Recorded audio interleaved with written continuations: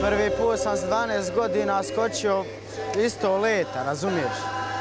A samo malo sam zaleptirao, ali dobro je bilo. Volim skokove da skačem i tako dalje. I poželio sam da skočim jedno na ove skokove i možda iduće godine opet.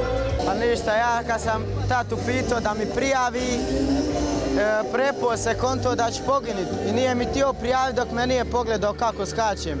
I opet mi nije prijavio i Germa mi prijavio što skačem sa njim, što radim. I tako, eto.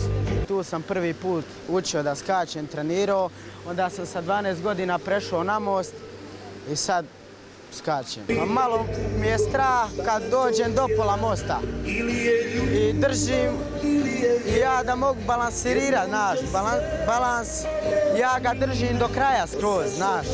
Ne smijem zaleptirati, ako zaleptiram mogu na leđa ili naprijed mogu izbiti, da, razumijem. Ništa. Dobro.